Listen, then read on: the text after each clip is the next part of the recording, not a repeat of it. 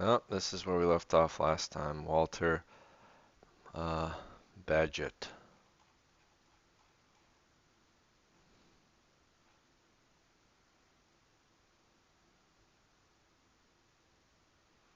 New Zealander calls Carthage.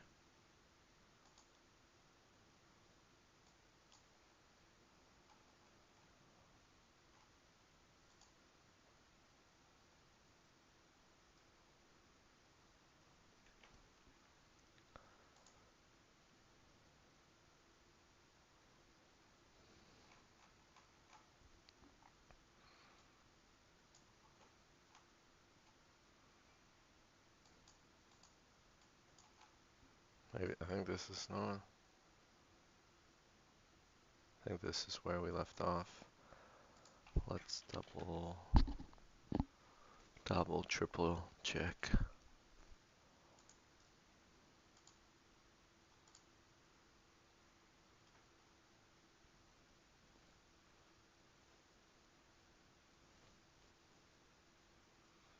Um,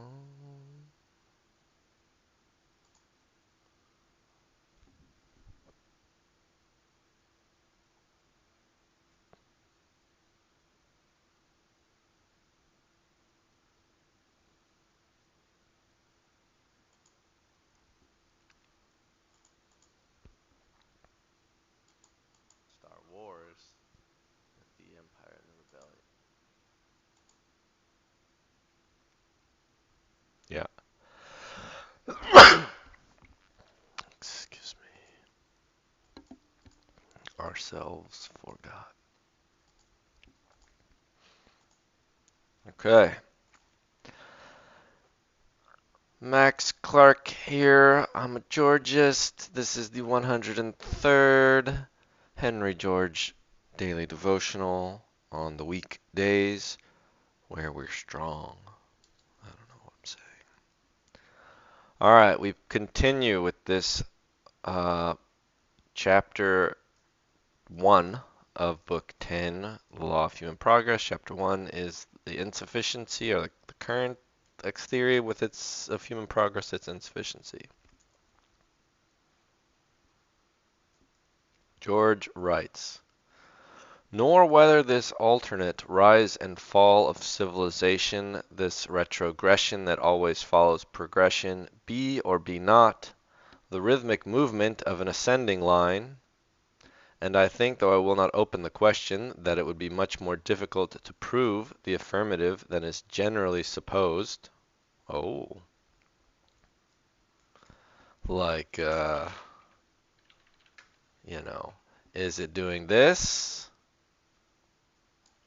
Or is it possibly doing this?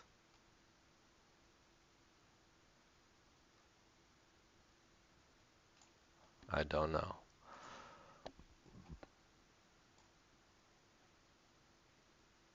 And I wonder, you know, how do I get my brush back? Well, I want the brush. I don't know. Is it more like this, this, this, and then is the fall like this, or like this, or like this, or, you know, real crazy. I don't know.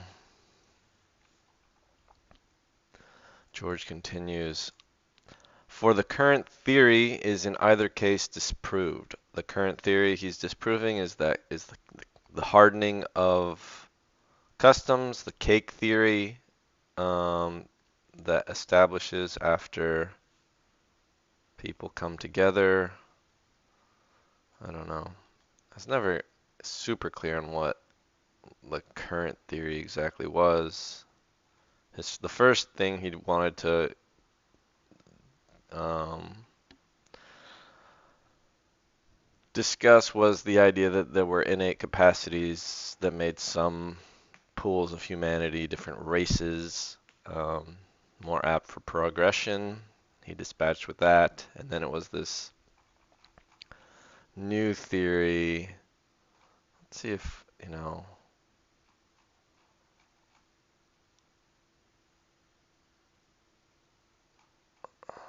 Walter Bagehot admits the force of this.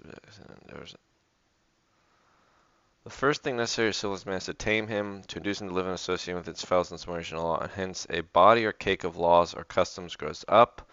It is intensified and extended by natural selection. So it's the mechanic. One of the mechanics or mechanisms is this natural selection, and this provides an advantage to other societies. But it gets thicker over time and prevents progress.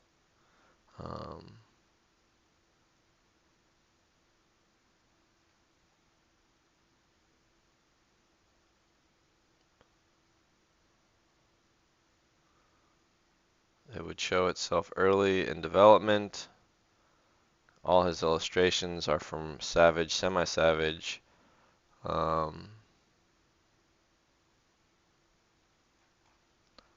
Okay.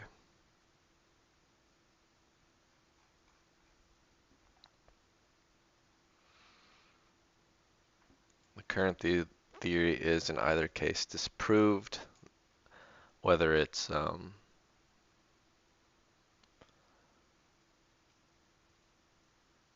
whether it is sort of on the net ascending or not. All right. George writes, civilizations have died and made no sign, and hard-won progress has been lost to the race forever. Another thing, if any of you are interested in learning about the fall of civilization, here's a talk from Eric Klein when civilization collapsed, about the collapse of the Bronze Age, which is funny because Jonathan Blow, Collapse of Civilization. This man, Jonathan Blow, is a game designer and programmer that I really respect his work. He is quite a provocative, divisive individual. But he gave this talk about preventing the collapse of civilization, where he talks about a lot of lost technologies, and then he references this talk from Eric Klein, which then I went and watched, and I realized I met Eric Klein once before at an archaeology dig I did over the summer in college. He would not remember me. But those are very interesting historical, or well, this is an interesting historical perspective. Well, I guess so is Jonathan Blow's little case studies in his talk. But here's George talking about civilizations having died as well. And hard-won progress has been lost to the race forever. See, here he says race referring to all of humans. But even if it be admitted that each wave of progress has made possible a higher wave, and each civilization passed the torch to a greater civilization, the theory that civilization advances by changes wrought in the nature of man fails to explain the facts. Yeah, this seems like the current theory he's trying to fight against, that natural selection is causing each generation to be superior in some way. Because also one of the consequences of that would be certain places would perhaps develop faster than others in terms of natural selection, and so then you would also go back to that innate capacity argument. I feel like it would sort of fall back to that. Anyway, George continues.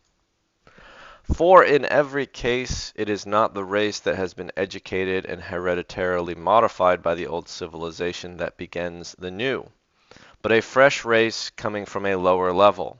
It is the barbarians of the one epoch who have been civilized by the men of the next. to be in their turn succeeded by fresh barbarians. For it has been heretofore always the case that men under the influences of civilization, though at first improving, afterward degenerate.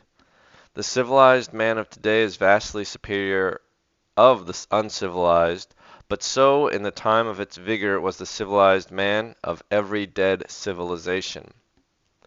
But there are such things as the vices, the corruptions, the enervations of civilization, which past a certain point have always heretofore shown themselves. Every civilization that has been overwhelmed by barbarians has really perished from internal decay. This universal fact,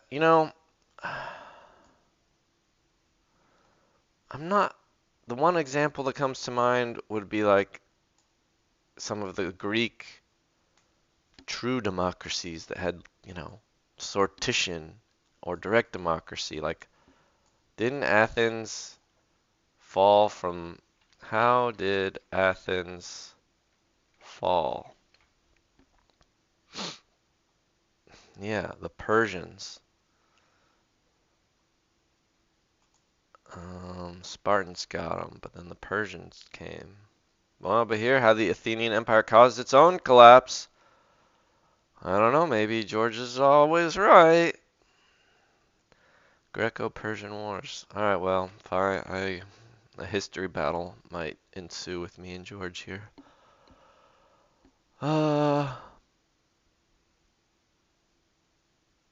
Yeah, okay. So he's going to say every civilization has been overwhelmed, that has been overwhelmed barbarians, has really perished from internal decay. I think this is where George is going to talk about America, due to its geography, is less vulnerable to barbarians because we've been so isolated by being countries or oceans away from them.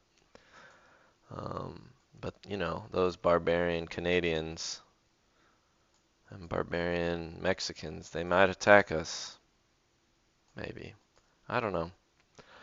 This universal fact, the moment, it's weird to think. I don't know. Sometimes it's weird to me that we don't have more antagonism with our border countries. Like, I don't know. Because there seems to be all that antagonism in European countries with our, well, I don't know. I don't know about international relations. The universal fact, the moment that it is recognized, disposes of the theory that progress is by hereditary transmission. Looking over the history of the world, yeah, I guess we should just term hereditary transmission is the current theory that George is dismantling. Looking over the history of the world, the line of greatest advance does not coincide for any length of time with any line of heredity. On any particular line of heredity, retrogression seems always to follow advance. Shall we therefore say that there is a national or race life as there is an individual life, that every social aggregate has, as it were, a certain amount of energy, the expenditure of which necessitates decay?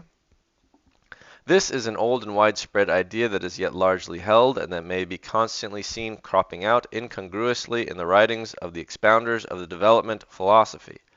All right, so we have a new idea to combat here, that every social aggregate has an amount of energy, and then once it's spent decay is inevitable.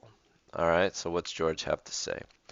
Indeed, I do not see why it may be stated in terms of matter and of motion so as to bring it clearly within the generalizations of evolution. For considering its individuals as atoms, the growth of society is an integration of matter and concomitant dissipation of motion, during which the matter passes from an indefinite, incoherent homogeneity to a definite, coherent heterogeneity, and during which the retained motion undergoes a parallel transformation. All right, well, that was a fun sentence. This is from Herbert Spencer's Definition of Evolution, First Principles, 396. I'm going to read a little farther and then try to put it back together. And thus, an analogy may be drawn between the life of a society and the life of a solar system upon the nebular hypothesis. I guess this is that our solar system is part of a nebula is the nebular hypothesis. As the heat and the light of the sun are produced by the aggregation of atoms evolving motion, which finally ceases when the atoms at length come to a state of equilibrium or rest, and a state of immobility succeeds, which can be broken in again only by the impact of external forces, which reverse the process of evolution, integrating motion and dissipating matter in the form of gas, again to evolve motion by its condensation. So, it may be said, does the aggregation of individuals in a community evolve a force which produces the light and warmth of civilization. But when this process ceases and the individual components are brought into a state of equilibrium, assuming their fixed places, petrifaction, ensues, and the breaking up and diffusion caused by an incursion of barbarians is necessary to the recommencement of the process and a new growth of civilization. Okay, so I wanted to clear up whether at what point we were simply, and it seems clear that this was all simply a description still of this other idea drawn from, like, I guess, physics, that a society is something like a bunch of physical bodies in motion. They have a bunch of energy, and then eventually they'll reach equilibrium, or there will just be a dissipation of energy, right? Friction. Nobody's actually in a frictionless void, right? There will be friction, which is electromagnetic interaction. Energy will dissipate in the form of heat, and everything will sort of, entropy is a cool term that George is not using. But yeah, eventually everything will settle, and that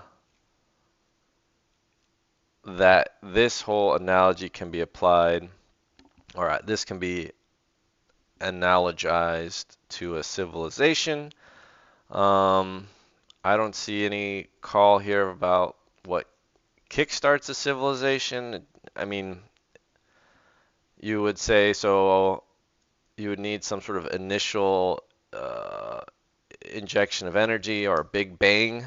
So assuming there's some big bang for civilization, eventually it'll all settle down and stagnate. That is this theory. It doesn't really provide a mechanism for the Big Bang. It does provide a mechanism for, after civilization has stilled, then somehow barbarians break it up.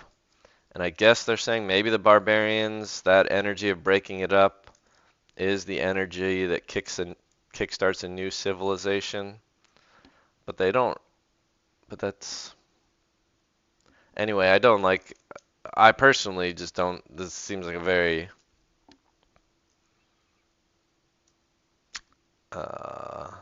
non-compelling.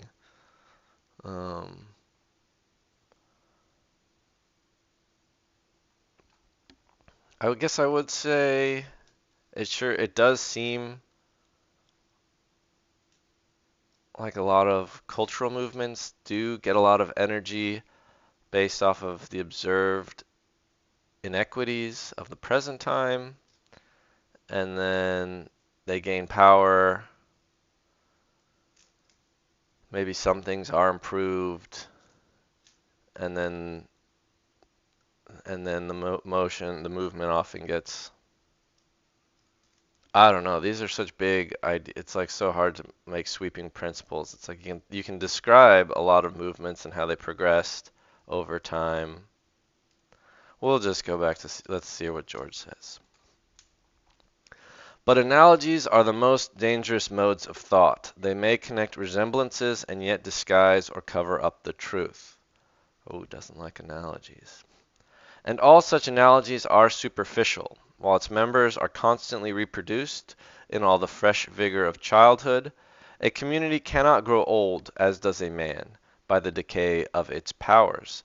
While its aggregate force must be the sum of the forces of its individual components, a community cannot lose vital power unless the vital power of its components are lessened.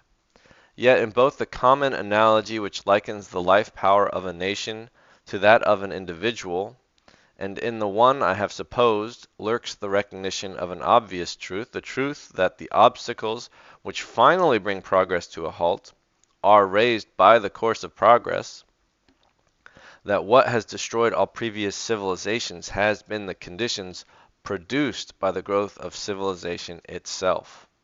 This is a truth which in the current philosophy is ignored, but it is a truth most pregnant.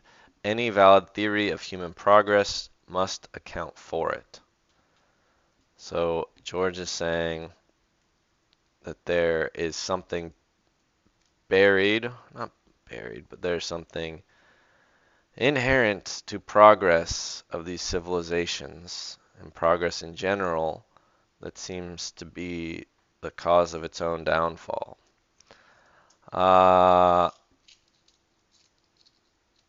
Spoiler alert, that's why he titled his book Progress and Poverty, and that issue is injustice, primarily in the form of land monopoly. But he'll talk about that next. This is the part of the book that I think a lot of people, you know, sort of take it or leave it almost. Definitely is harder to see how this like is a necessary truth, I suppose. But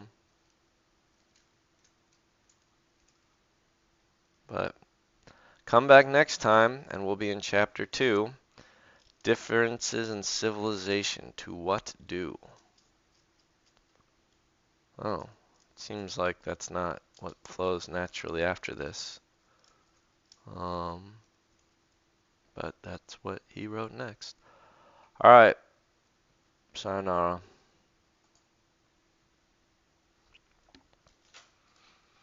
How did Athens fall? Face first.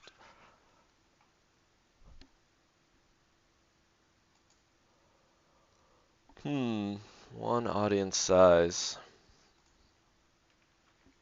HGDD 103. Book 10, Chapter 1. Continued for the third time.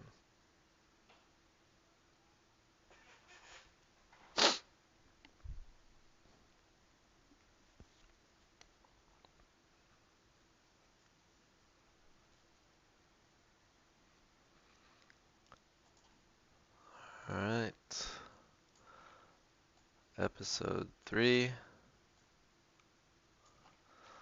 I call this the Big Bang Theory of Progress is a bad analogy. The idea that each civilization has a decaying pool of energy for its expansion, which is exhausted, and then it crumbles. This is a bad analogy. Each member, a civilization is made up of men, each born with strength, each born with energy. It doesn't just get old. I don't know. Bad. I don't like my summation here, but whatever. I don't think a lot of people read my descriptions anyway.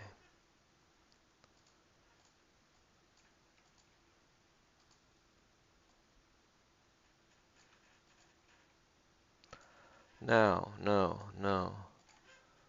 1, 1, 0, 3.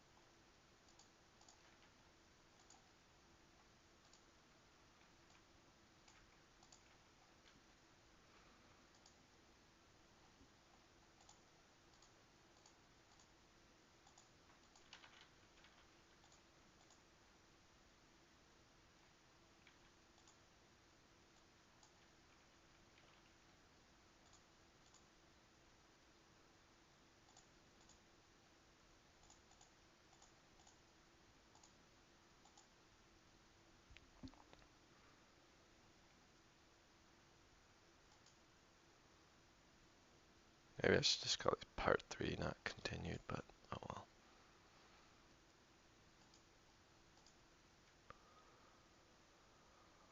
well. Okay.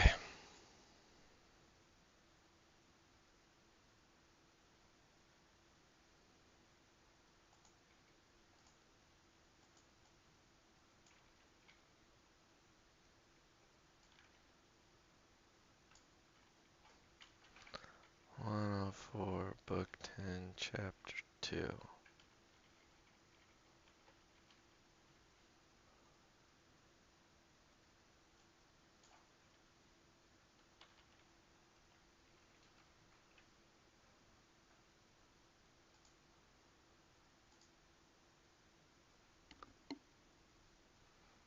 Alright, goodbye stream.